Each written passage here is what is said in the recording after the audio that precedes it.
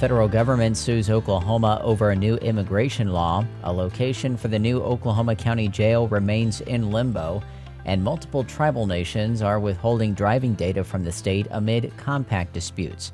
We'll have details on the KGOU AM News Brief for Wednesday, May 22nd. I'm Nick Daniels. The federal government is suing the state of Oklahoma over a new sweeping immigration law recently signed by Governor Kevin Stitt. State Capitol reporter Lionel Ramos reports opponents of the law are hopeful but are choosing to keep their guard up. In the complaint, federal authorities say Oklahoma officials are overstepping by enacting immigration-related policy at the state level. Senator Michael Brooks chairs the Oklahoma Latino Legislative Caucus. He says he's hopeful the law will be stopped before it takes effect July 1st. Hopefully we'll be able to get an injunction before this law ever goes into effect, for sure. He says in the meantime, interested parties may have the opportunity to file letters in support or against the law, and that the Latino Caucus is considering doing just that. I wouldn't rule out the opportunity for us as a caucus, especially since we have the experience here at the Capitol, as far as the way that this bill was rammed through without going through the normal committee process, to be able to offer our opinion that would be persuasive to the court. He says he's confident the law will be found unconstitutional, but that those in opposition should continue to fight. In Oklahoma City, I'm Lionel Ramos. The Oklahoma City Council has denied a special permit to construct a new county jail on East Grand Boulevard near Del City.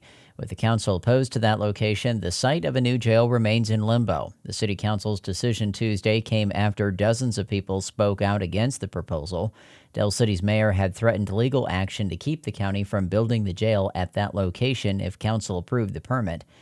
Oklahoma County Commissioners approved the East Grand Boulevard location after narrowing down a list of potential sites in the last year. Now, the City Council approved the proposed site for the OKC Thunder's new downtown arena. The council voted yesterday 7-2 in favor of the location across the street from the Paycom Center. That site is home to a film studio and was formerly the Cox Convention Center. Construction on the $900 million arena is expected to be completed by 2029. Multiple tribal nations in Oklahoma are not sharing information with the Oklahoma law enforcement telecommunications system. OPMX's Sarah Lisi has more on the current compact disagreements. Compacts between the Chickasaw and Choctaw nations have already been approved, but several others don't have a car tag agreement despite pressure from Governor Kevin Stitt. Sharon Scott is the president of the Oklahoma Intertribal Tax Association and citizen of the Seminole Nation.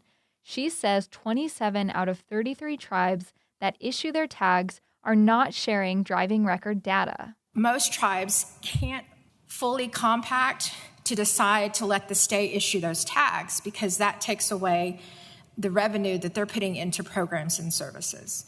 Scott says the current compact model does not work for the Seminole Nation, but she does hope for an agreement for all tribes and the state. I'm Sarah Lisi. Well, the unofficial start to summer kicks off this weekend with Memorial Day. AAA Oklahoma estimates about 430,000 Oklahomans will take a trip more than 50 miles for the extended holiday weekend. Nationwide, nearly 44 million people are expected to travel. While most will drive to their destinations, the agency says travel by air and other modes of transportation are up compared to Memorial Day last year. You'll find more news on our website, kgou.org, and on the KGOU PM News Brief podcast. Hi, it's Terry Gross, the host of Fresh Air. We bring you in-depth, long-form interviews with actors, directors, musicians, authors, journalists, and more.